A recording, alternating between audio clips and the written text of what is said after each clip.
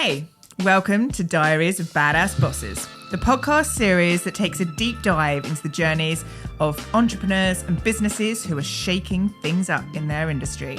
I'm Penny. And I'm Tigz. And in this series, we'll explore the stories of people who have defied the odds, taken risks, and forged their own paths to success. We'll hear from founders who have turned their ideas into thriving businesses, as well as CEOs who have transformed their organizations and taken them to new heights. So exciting. We're going to talk about what it means to be a badass boss, including the challenges, the rewards, and the importance of resilience and adaptability. We're going to hear their stories, insights, advice for anyone looking to make their mark in the world of business, no matter what size. Want a weekly dose of badass boss energy? Join us every Wednesday on all major podcasting platforms. See you there. Hi there, welcome to the latest episode of Diaries of Badass Bosses. Hey Tigz. Hi, how's your week going? Good, yeah. I mean, it's busy. I'm kind of ramping up a little bit because I'm going on holiday in a week. So I feel like I'm kind of like getting everything in now so that I can actually relax. Like, that's the aim. But I'm very excited because I'm actually taking my boys, first time ever to Cornwall. And it's actually where I grew up. It's where I went every single year with my mum and dad and my sister. We went to Hale. I've never been to Hale. Oh, it's beautiful. It's 3 miles of golden sand, and it's. We have that in the UK. It is. It honestly is the most stunning big beach, and the main thing is the dunes, because to see the boys run down those dunes, that's the thing that I used to love when I got there. It was like, as soon as we got to caravan, it was like I was rushing to get all my clothes packed away into the wardrobe so that I could get on those dunes. So, and the fish and chips on the first night as well. You cannot beat fish and chips in Cornwall. Like, it's the best. See, this is where I'm realising that you and I are very different holiday people. Actually, I know this from when you came with me on my hen do. You utilised every inch of that wardrobe, and I still lived in my suitcase for an entire week. I think that's my mother, though, I have to say. That's definitely my mother.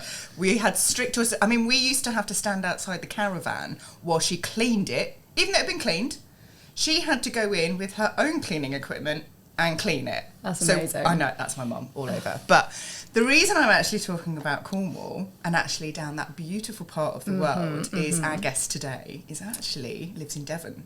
Amazing. And has travelled the breadths of the England to join us today. So I'm so excited. Thank you so much for joining us, Charlie Lamdin. Thank you very much for having me, guys. It's great to be here. How was your trip up this morning? Yeah, no problem at all. It's been a fair trek for you. Thank you so much for travelling all that way for us. Oh, you're welcome. We feel very honoured. We really do. We feel very special that you came all this way.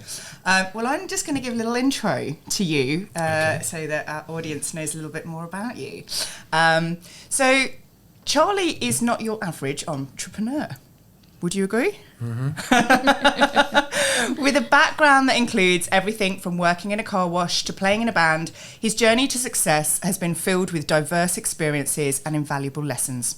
Charlie's passion for helping people find their dream homes led him to create Best Agent, a company that empowers real estate professionals and transforms the way industry operates. But he doesn't stop there. Charlie is also the host of the popular moving home advice channel Moving Home with Charlie, where he shares his wisdom and insights gained from over 23 years of working with agents. Beyond his entrepreneurial endeavours, Charlie is a pilot, love that, who dreams of embarking on extraordinary adventure with his entire family, flying around the world in a seaplane. Love that.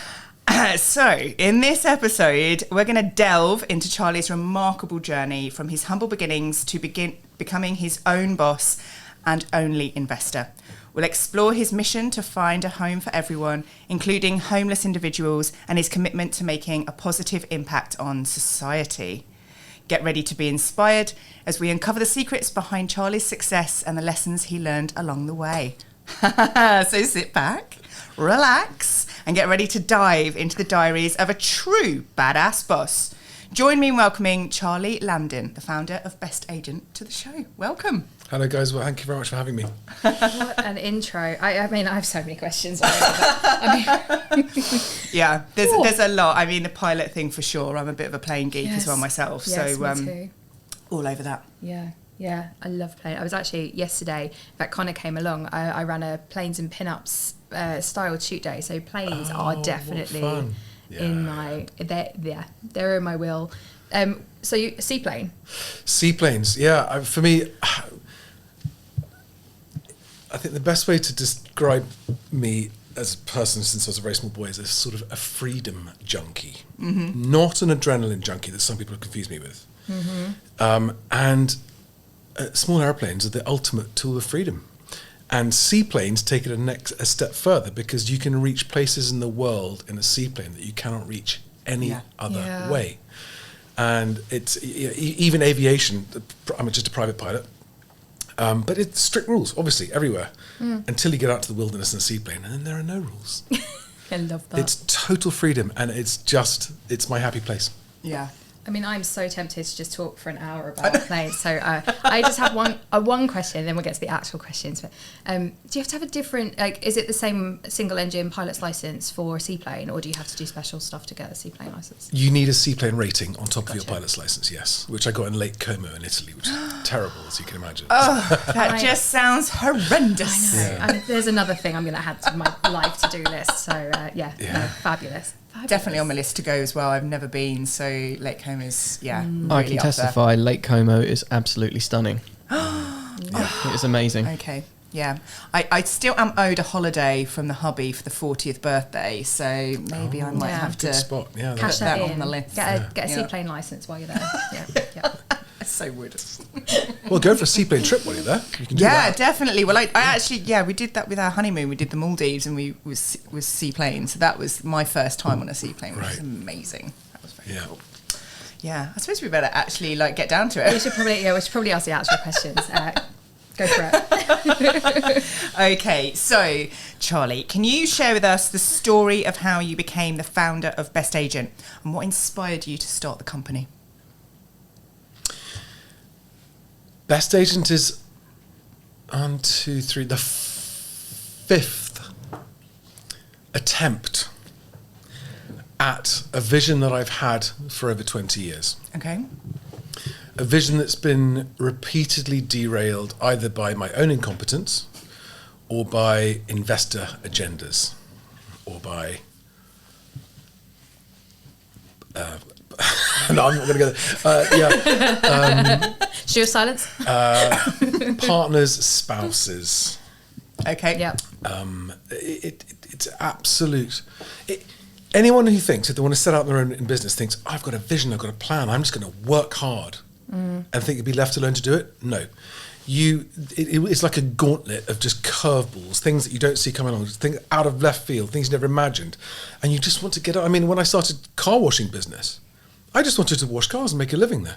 And I was having to fend off gangsters and people trying to muscle in and people trying to get me kicked out. What could be more innocent than just making a living cleaning cars? Can I just leave me alone? But it was doing well. And one of the things I've learned is whenever you do well in business, it just attracts people who want to get their claws into it, people who want to derail it, people who are jealous of it, people who want to be part of it but for the wrong reasons, people who think they're going to take over your plan and take another way, clients who try and steal your business. I mean, you name it. It's something that no one actually ever tells you about in all the business books that you read.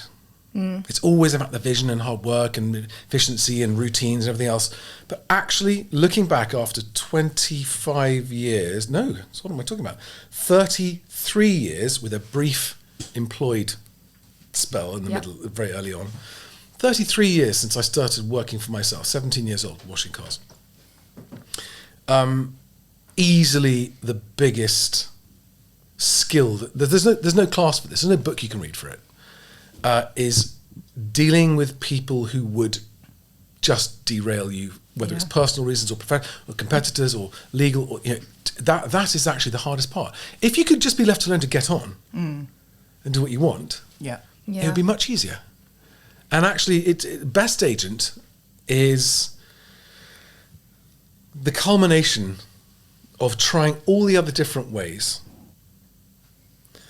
And I'm not saying that you have to accept, you must. If you don't accept total responsibility for the successes and failures of what you're doing, then forget it, you'll never make it anywhere. You've got to own the mistakes and the failures, but also recognise it's very easy to not. It's very easy to congratulate everyone else, but you've got to balance it out. Otherwise you end up just feeling terrible about yourself. Yeah. Some people go too far one way. I'm amazing, I've achieved all this, and it's all down to me, and if it's bad, it's all their fault. Some people do too far the wrong way, which ends up destroying your state of mind, and you just think, I'm terrible, I'm a failure, and nothing good ever happens, when actually good things do happen.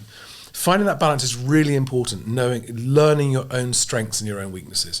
But what I realised was, and why I started Best Agent, was that amongst all the other things that were going on, one consistent thing that kept happening and causing failures was other people's decisions and mistakes that I hadn't made, but that I was allowing to influence. So it could be clients, it could be staff, it could be investors. And in the end, I realised I had to form a method or a strategy of doing this where none of those things could hurt me anymore. Right? Yeah. Clients, nope. Investors, no, bye-bye. And not even any partners. So, which means that you live and die by your own decisions. And actually, that is the healthiest thing of all, because when it's 100% your own money in your own time, you're the only one that loses if it fails. And it sharpens your decision-making that much further than if it's investors' money. Oh, well, it didn't work out. But it's your own money. Am I going to risk that? It really, really does make you go, it brings your decision-making to, I think, the ultimate level, because only you will see the up or the down of your decision-making, and especially when you've got a family, you've got kids as well, you're thinking about them, like, these decisions are going to affect my children now, if I get this right or if I get this wrong. But I'm lucky because I have a partner who's in for a penny, in for a pound, roll the dice, listen, it's a fun ride, if it doesn't work out, we'll figure something out. And so to have that support is also one of the things that's making, my partner Anne-Marie, she and I have been together for, I think, 11 years now. We've got 3 kids. Oh. We met through work.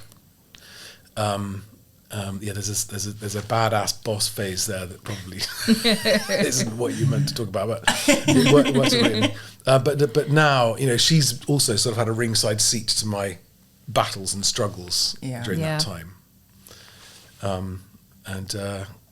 So that's a very, very short-potted version of getting to where I've got, which is a place where, I don't have to ask anyone's permission for anything, number one. And number two, nobody can stop me saying stuff. If that's not the badassest thing I've heard someone say on this podcast. I think that's definitely a clip and a half there, Connor. Because, in all the previous ones, I wanted to make public statements about other companies and competitors, and I was told, no, you can't do that. Yeah. What do you mean I can't do that? It's what I think, it's what I feel, I know it's the case, I've got the proof. No, they will end up in court, they'll sue us. Yes, but they'll be wrong. Oh, we just don't want the hassle. How are we going to change anything if you just run away from confronting the problems? Yeah. Yeah. And it happened to me again with Purple Bricks. I got threatened to be sued by Purple Bricks because I was outspoken when they first started.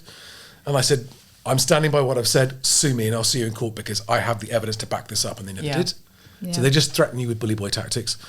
And in the property software space, which is really where I've been for 20 years, a company that eventually got bought out by Zoopla, which was the biggest software company in property, they did something terrible, and it hurt so many of their clients who had become my clients, and that's how I knew the story.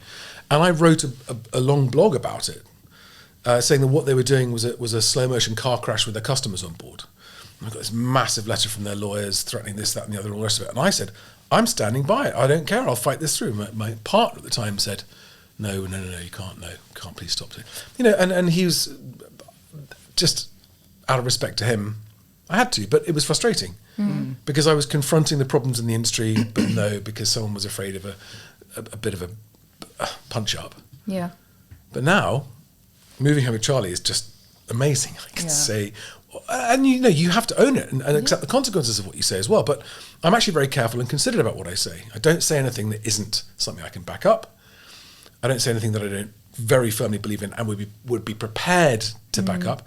But at the same time, if I make mistakes, I'm also happy to own my mistakes and go, okay, no, that was wrong. I got that wrong, and I'll accept the consequences. Yeah. You're getting to be your most authentic self, really, aren't you? That's the great thing about being your own boss. It's the only way I know. Yeah. It's the only way. I just honestly, just as a child, this is just who I am, and it wasn't ever even something I had to work on. Other people have found it a problem with me being myself. Partners, clients, everything else. Yeah. So yeah, it's the freedom, and again, freedom junkie, right? I'd like to be free to do and say what I like, and accept the consequences of that, good and bad. But the freedom of Best Agent. If I could go back now, I would never have gone to investors. Yeah. I would have figured out a way to start making some money, enough to to pay the bills myself, because the amount of time that got wasted, the amount of effort that got lost, the time that was wasted by pitching to investors, who would then give you all this work, months of work, for them to still then go, actually no. And you realise, if I'd spent those 3 months selling my product, I'd have definitely had more income now than I have. And that opportunity cost of answering their questions that they say, oh, can you give us this, can you give us that? When they have no respect for your time. They're considering dozens of different investments. You only have one of your time. And so there's a horrible imbalance. And I would say less than 10% of investors actually respect the value of a business owner's time properly. Most of them don't. It's a bit of an ego contest and stuff like that. So I never refuse an offer till it's made was a very good piece of advice I once got. So whenever I get approaches by investors, I go, yeah, okay. But again, 9 out of 10 of them expect you, when they come up to you and say, well, I'm an investor, they expect you to go, oh, you're an investor. Oh, I'm going to try and suck up to you. But actually it's the other way around. There are more investors than there are ideas now. And my first question to anyone who says they want to invest is, okay, so you're willing to make high risk investments in startups, which has a 90% plus failure rate. So you know that this is money you can afford to lose. So you've already got more money than you need. Why are you doing this? And they go, to make more money. Well, hang on, you've already got more money than you need. What are you going to do when you've got even more? And for some of them, it's a sort of existential question. They go, oh God, that's got really deep suddenly. And you just made me realise that I'm actually, it's a vacuous and empty existence. I said, if you want to change something, or if you have a reason, or there's actually another motive behind your investments, then brilliant, let's talk. But if you're here to make a return, go and put your money in the stock market. Yeah. If you just want more money, don't invest in startups. You're going to lose it anyway. And then the other pet hate about investors is that they invest, they become part, and then they start telling you how to do stuff. At which point I say, you had the money to do this on your own. Why didn't you? If you want to control and run a business, take your money, set up your own one. Don't come in somewhere else and start taking over when you haven't done all the hard groundwork. If you want the fulfillment of that, do it yourself. Am I allowed to swear on this podcast? Yes. Of course. Because there would have been several fuck-offs in there. Literally. Fuck off and do it yourself. Yeah, high-grown team. And the reaction that you get when you talk to investors like that is some of them get very offended, which immediately means they weren't the right person anyway. And some of them go, God, that's a really good point. Actually, you've made me think. And you can see that they're more open-minded. And then immediately it's someone I think, okay, now it's worth having more of a discussion. Because I point out to them that there are thousands of people like you looking for investments. It's the ideas that are harder to come by. Why should I take your money over anyone else's? What else do you bring apart from money? Because there's money everywhere. There's people literally tripping over themselves. I took a trip out to California in 2015, just when I was starting Best Agent, considering options for investment and building my tech team and that kind of stuff. And I remember sitting down, I just in a bar, got chatting with this guy. Turns out he was an investor who had this staggering sum of money he was investing on behalf of his family. He said, I go and sit in the university canteens and try and figure out who the guys are. And we just give them $50,000 to say, hey, look, good luck. But if anything happens, then, come and talk to us. I thought, if that is the state of the investor, that's how desperate they are to find investments, then we, the business owners, can be much more choosy. And money is a commodity. You can borrow it, beg for it, steal it. You can print it. You can earn it. Okay? But ideas and the execution of an idea is much, much harder than getting money. And if first-time business owners knew that and believe in their idea, don't just go with the first people that offer you money. Yeah. Always get at least 2 people competing to invest in you. Only then will you know you're getting the best deal. Never accept the first offer of investment. Say, thank you. Can I come back to you? I've got someone else I'm talking to. Because then suddenly they behave better. Yeah. Oh, actually, I really... Because it demonstrates better business acumen as well. You're not just going to take the first offer. You're actually going to make sure you're finding out what you're worth.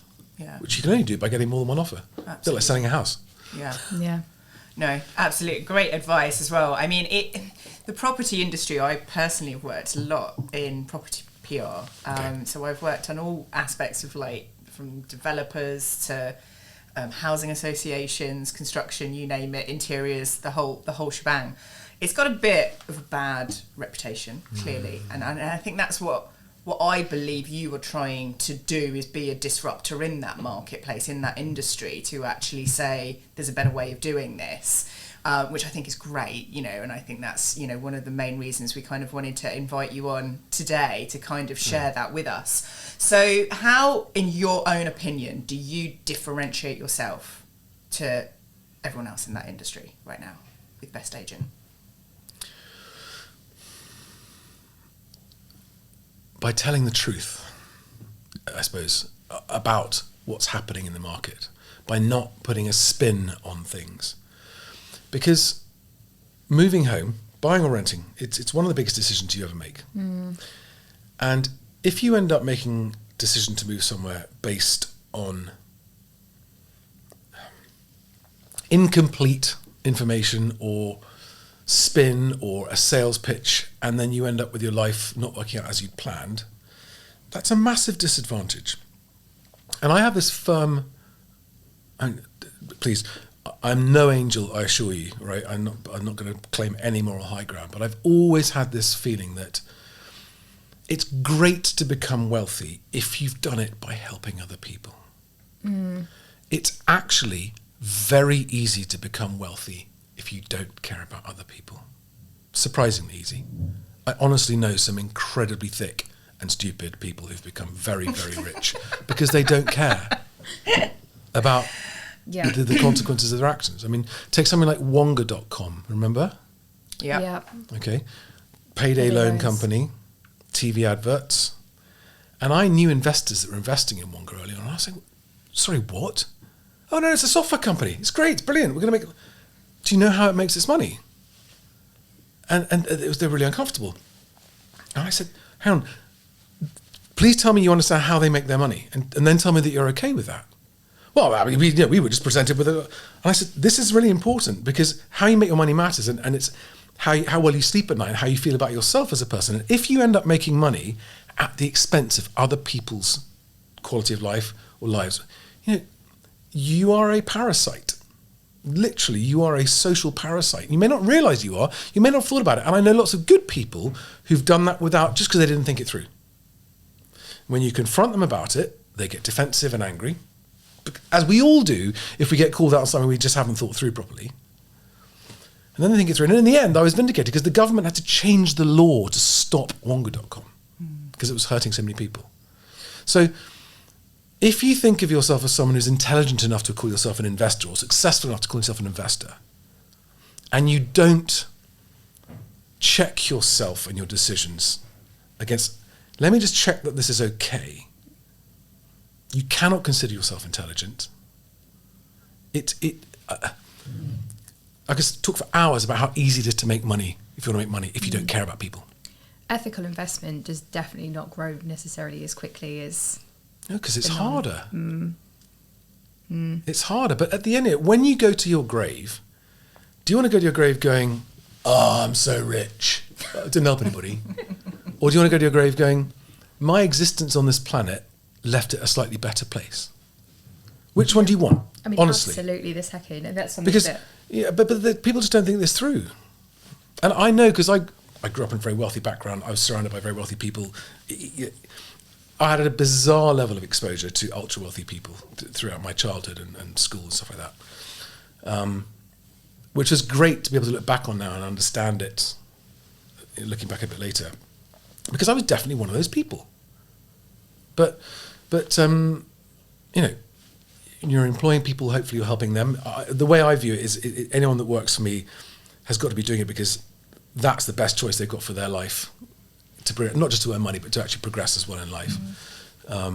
Anyway, God, I sound like a... Well, I mean, it leads us on really well to our next question anyway. So you're obviously talking about your team. What challenges have you faced in making sure that you're building the right team and supporting them while also supporting the business? As an employer, and just to give it some context, so since I started car washing, and I employed 16 people when I was washing cars, I consider it an enormous honour if somebody chooses me to work for. They could choose anyone they want to work for. And they've got one working life to give somebody. And so to me, it's an enormous privilege and honour for someone to go, yeah, actually, I want to work for Charlie. It's genuinely, it's got to be an equal beneficial. You've both got to get good stuff out of it, obviously. They've got to add value to the business, but their role within your business has got to add value to their life as well. And when it's hard to get it right, but when you get it right, magic happens. Happy, fulfilled, valued staff will deliver quite literally 10 times the value to a business. If they care about you, they care about customers, it's the most incredible investment. And I've always tried to treat anyone who works for me as I would want to be treated. And I suppose if you were to talk to them, they'd probably say that the number one thing that I provide, which no other employer provides that I know of, is almost that they can treat it as if they're working for themselves. So if they've got a family situation or just go. You don't have to book time off. No one's counting. You know, the value that you add because you're such great people is so much beyond what I pay you for that you need to take some time for family. As long as it isn't causing avoidable disruption to something, do whatever you need to do. Just, and see when you see you. And I think that allows people to, rather than everyone having to fit literally everything around their working life, which I've been there and experienced that and found it not a way I wanted to live. Where you're literally just, everything. Your mornings and your evenings are fitted around getting to work or getting from work, and eat, sleep, work, repeat. Yeah, and doing your laundry and doing your ironing and everything so that you can go to work. And your weekends are just basically so you can decompress from work, and then Sunday's about getting ready to go back to work. It's just, and if you can have a role, a job, a career, where when you need the time, and as long as the piss isn't taken, you can have the time for important stuff, and it doesn't come out of your holiday allowance. I remember I had my longest stint of employment, actual employment, was in the city as a futures broker in the futures and options. It was fascinating. It was when all my friends were at university, I did that instead. I remember going to book my summer holiday dates. And we walked into the HR department. This is it was a big company. It was a big city, dealing rooms, people on phones, hustle bustle. Great place really exciting place to work. I went to book my holiday, and my whole family goes to the Scilly Isles just off Cornwall every year. And it's the only time we all of them get together in one place. We've been doing it for 40 something years. And those dates are those dates. They can't be changed. Yeah. And I went to book my dates, and I booked about 3 months in advance. So I know you can't have those dates. And I remember just laughing at them. Literally just laughed at them. Like, what? No, I'm going on those dates. It's up to you if you want to fire me or not. I'm not going on that holiday, because otherwise, what's the point? Yeah. Literally. I'm already giving you 48 of the 52 weeks of the year. Yeah. I have these pathetic 4 weeks of the year that I'm allowed to do something else.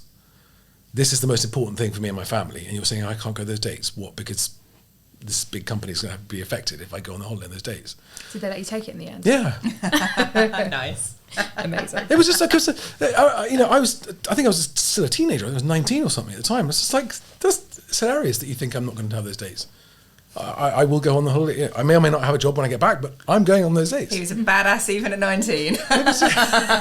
It was very clear to me that that's not a life worth living. Yeah, absolutely. No, really early on, it's like, no. I'm definitely going on my family holiday. Sorry.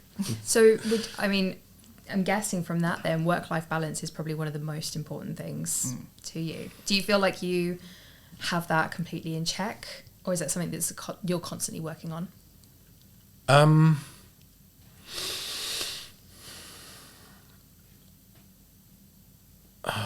try and give a good answer to that. It's something that requires constant rebalancing. Yes. You never arrive and go, that's it, I've done it. My work-life balance is sorted. I have completed life. Yes. It's something that requires, but it's a skill that as you get older, you get better at doing it. Although there are always new things. As you get older, your parents are getting older, and there's new problems that you haven't to deal with before and stuff. So there's always balancing and priorities to reconsider. But the work-life balance, as it is, I think it's an oversimplification of the topic, isn't it? But hopefully your work in any case is contributing to the quality of your life, number one. And if it's not, I recommend you reconsider your work, so that work itself is actually part of your life in a good way, rather than the work being a bad thing. You have to balance out with life being the good thing. So that's the first thing. Like, make sure your work is something that you think is a valid use of your time on this planet. But something that I've learn't through life and quite some unfortunate losses is that in the end, the relationships with the people that we care about that's it. That's everything. There's nothing else. It's yes, we need time on our own sometimes, of course, but those are what actually it's where all your happiness, all your happy memories come from is times with people, whether it's family or friends or partners or anyone else. And I deplore the working culture that leads to people going, oh, I'd love to see you, but I can't because of work. That's a decision that when you are old, you'll look back on and go, what was I thinking? If I could reach back to my younger self, I'd give a couple of slaps around the face. No. Rethink that now. Yeah. What's going to happen if that piece of work isn't in on time? Mm-hmm. Yeah. But compared to that special time you might have with someone that you haven't seen for a long time or anything else. So this is the best answer to your question. I remember listening when I grew up to people saying, live every day as if it's your last. And thinking to myself, yeah, that's not really practical advice. If you did that, you'd be in trouble quite quickly. Self-destruction mode, yeah. And I thought about it for years and years. I can't remember, it was sometime probably in my 30s. I finally came up with a version of that I think works, which is, you can't live every day as if it's your last. That's just unhelpful advice. But what you can do is you can live every day in such a way that if it was your last day, you wouldn't regret it. And I find that when I'm faced with decisions of life, work-life decisions, like, oh, what should I do? What should I do? Thinking about that always answers my question. It always helps me with a decision to make. On my deathbed, am I going to regret the things I did do or the things I didn't do? Yeah. And that's always one that's got me through. Yeah. So, you've seen quite a big growth with Best Agent, quite rapidly as well. What do you think are the key factors that attribute to that success, and how do you sustain it?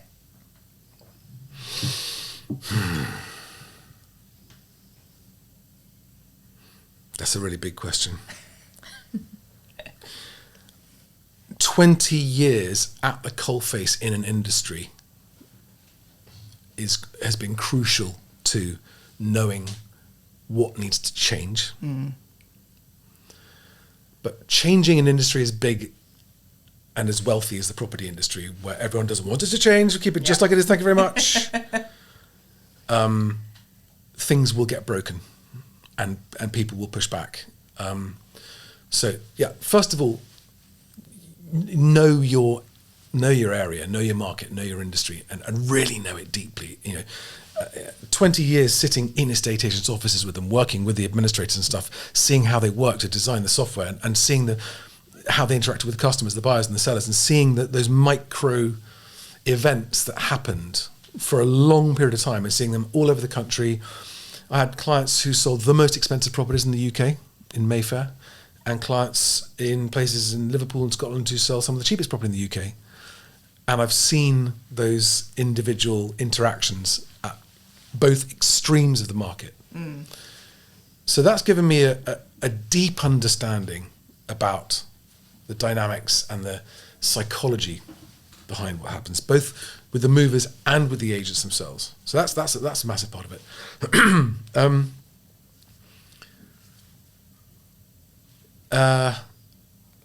I mean, Best Agent's nowhere near where it needs to get to yet. It's nowhere near. It's still embryonic, actually. We are aiming to become as significant a brand as Rightmove or Zoopla in the moving market. We're not there yet. Not there yet. And also the other thing you have to do, I think, if you want to launch something new is, and this is something I continue to struggle with and I haven't yet got right, is being certain that you are actually bringing something new that is what people want. I have a mantra, and I write it down on my planner all the time: deliver the difference or die. Right? That's a strong mantra. Certainly is. Because if you don't, your business won't survive. If you don't have a difference, why should anyone use you? And it's easy to talk about the difference, but delivering it, actually delivering a better experience to people, is the hard part. And that mantra exists to remind me, are we actually delivering something noticeably better or not? And not yet with Best Agent, we're not. I know exactly what we need to do. I know what the differences are, both for movers and for agents. And everything's in place for that to happen. And it's beginning. And we have delivered some differences. People choosing their estate agent to sell their house through Best Agent have ended up being blown away, saying, I had no idea such a good experience was possible. We can't deliver that every time because we have no control over who they choose. We have a different method of choosing, and when it works, which it works more often than not, they end up selling faster than they expected, for more than they expected, and be able to move on with their life. There's a real difference. And for the agents, we're helping agents who have less visibility to the public, they're often smaller ones, have an equal opportunity to pitch for business.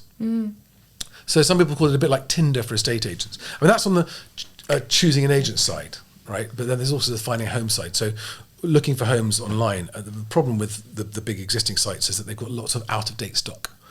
And Best Agent, members of the public and agents can go, no, that property is bullshit, take it down. You can't do that on Rightmove Zoopla. The agents control the listing to Rightmove Zoopla. They don't on Best Agent. We control it. So that's, again, going to make a real... So we're aiming to have... We're taking out things like fish and chip shops and garages and stuff. They're not homes. It's just homes that are available to buy or to rent.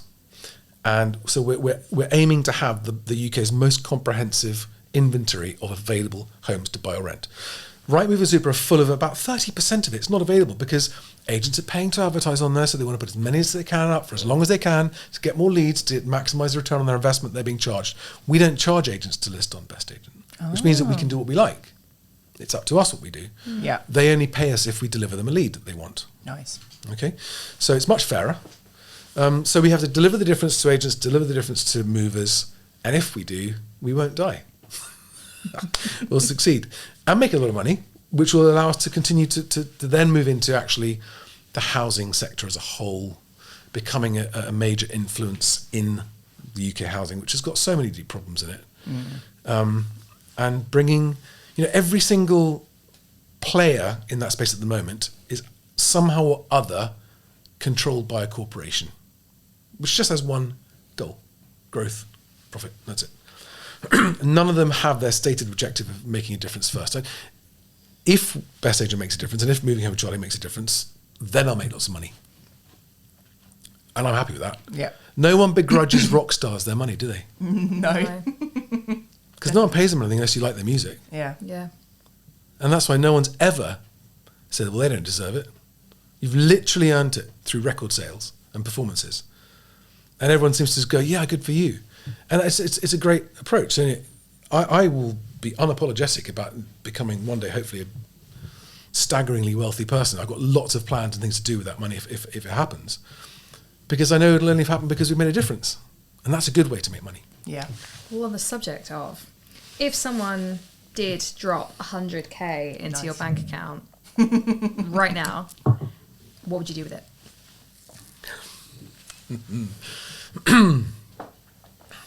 There's a boring answer and a fun answer to that. Go for it. Both? Yeah. I'm bootstrapping best agent, right? So I am my own investor.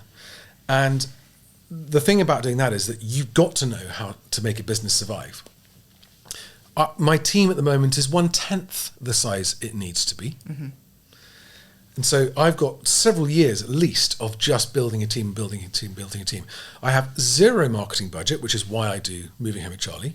Mm-hmm. And that gets me far more exposure than if I was paying for digital marketing. Mm. I reckon I'm getting about £500,000 a year of digital marketing value just by that Moving Home with Charlie channel. Yeah. So this is what bootstrapping is. You've got to use what you have, right? I've got a big gob, and a camera. And that's what you need. Exactly. Kind of a degree there. Isn't Absolutely. Yeah. I was going to say, it's probably a little bit what we're doing here as well. Yeah. There's 3 businesses that we talk about quite regularly. So the boring answer is it would be continuing to fund the development. But the fun answer, if I had 100 grand dropped into my bank account right now, right, it would definitely be going on seaplanes. I was going to say the seaplane has got to come in there. It would be going on. So I pinch myself every time I say this out loud. I have my own aeroplane, not a seaplane, it's a land plane. What do you have? A Cessna 182. And the way that I got that was just, and it's just an amazing machine, which I can't afford at the moment. But it's mine, free and clear, like it's owned, and I should have sold it to help pay for stuff, but I just can't give it up because it's too special. So I'd probably give it a bit of TLC, fresh coat of paint, upgrade the avionics. That'd be one thing I might do with it. And I have a share in a seaplane in Norway. We're actually going on Thursday. Oh, nice. I share it with some other pilots. But I might sort of. I've got 3 kids now, not 2, and that plane's only got 4 seats. So I need a slightly bigger one. So I might small seaplane upgrade. Yeah, that's probably the aviation, because that's where. Yeah, I think that's a perfectly great way to spend money. Definitely. When I did I started trying to get my single engine pilot's license, and the Cessna was the plane that I did it in. I didn't get very far, but yeah, that is a. Why did you stop? Just timing, COVID, life, and then this end of COVID, I've just not picked it back up again. Just go back. Exactly. Go back. Just one lesson at a time. Yeah. Do you know? Did you get to your solo yet? No, I really didn't get very far until no exams. There are 2 milestones which you can achieve that are massively worth it, even if before you get your pilot's license. One is your first ever solo, which is a life-changing moment you will never forget. And you're just taking off and landing, doing circuits in one place, but it is you're flying an airplane on your own. There's no one else to help you, and it's just when that happened to me. I did a yeehaw so loud they heard it from the ground. When I love that. I had someone who was there with me at the time, and when I landed, she said, "Did you shout yeehaw as you took off?" I did. Why? She said, we could hear. We heard it. Amazing. And the other one is your first solo cross country, which is you have to go and land somewhere else. Where did you go? I went from Enstone across to Shopton, I think, near Wales, and Enstone's near Oxford. And on that flight, that was an even bigger moment. So these things happen while you're a student pilot. Yeah. And you don't need to pass all your exams to do those. And the skills you'll learn just to get to that level will be skills you can use in all areas of your life. Yeah, I imagine also, I mean, I never did a solo flight, but the independence of manning an aircraft on your own, I think, would be next level. So you can't pull over and stop. No, you can't. And aiming for the ground is quite scary. I'm fine. I'm the yeehaw on the way up, but I'm literally like this on the way down. Yeah, that's the thing. Once you're up there, like there's a saying, maybe you've heard it, taking off is optional, landing isn't. Right? Yes. It's once you've taken off, you're committed to what you're doing until you've landed safely, and if you don't, you die probably. So coming back to that mantra all over again. Yeah. Well, we do like to ask our 3 lightning round questions. Okay. So Nice and quick answers. So here we go. What's your best business accomplishment?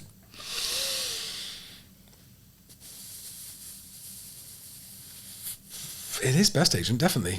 I mean, even though we're not there, even if it fails, Yeah. what I've accomplished to get to this point, which is something up and running that rivals Rightmove, and I bootstrapped it without investors. It's live, it's out there, it's working. I delivered it. Yeah. It's colossal. You know, Nice. it's whatever happens. Yeah. It was great. And what's your best productivity hack?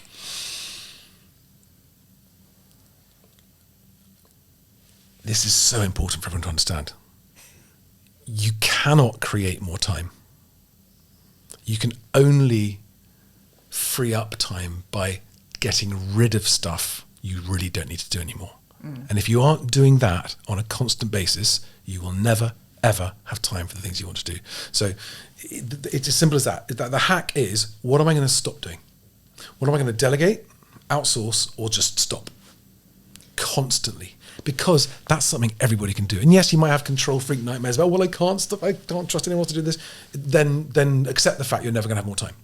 But if you want to rise up the scale of value with how you spend your time, you've got to get rid of the lowest value tasks, especially the repeat ones. So yeah, what are you going to stop doing today? Good. Great answer. And what is one thing the internet doesn't know about you yet? That I'm prepared to admit to.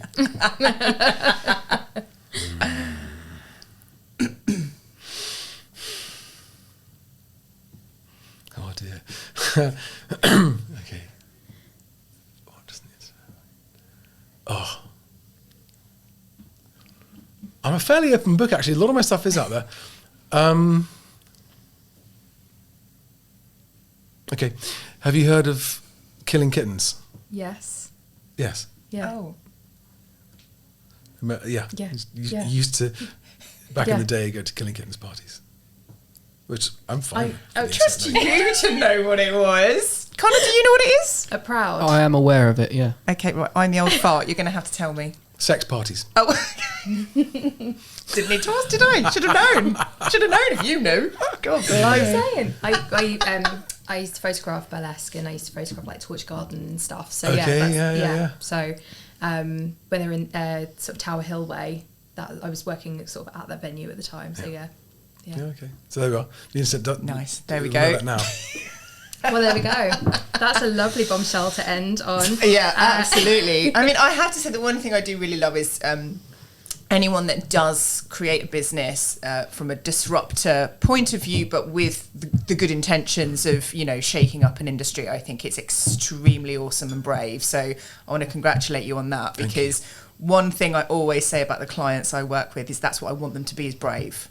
You know, and I remember actually pitching a while ago now when a particular orange brand went into the property market, and we came up with a disruptor PR campaign to basically put clamps on all of the Foxtons minis around London.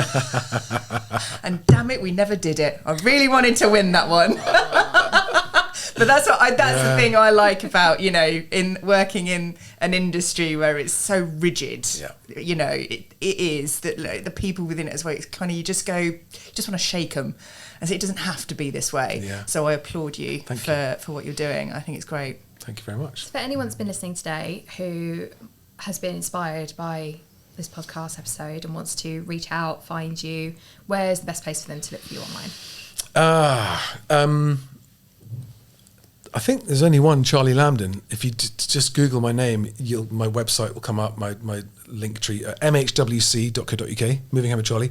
But if you just search for Charlie Lamdin on whichever your preferred social channel is, and private messages, I mean, I get a lot, but I do try and... but LinkedIn, I will always read. If you find me on LinkedIn and send me a private message there. And we'll certainly include them in the notes as well, Thank you very on much. each of the channels as well. Yeah, So that'd be thank great. you so much for your time. Well, thanks for having me. It's been a Yeah, pleasure. it's been brilliant. Really interesting to find out more, and good luck for Thanks the very future much. as well. Yeah. And good luck with the podcast as well. Thank Thank you. you so much. Well, that's us done for another episode. Please come back and join us next Wednesday when we're going to have another amazing guest in with us.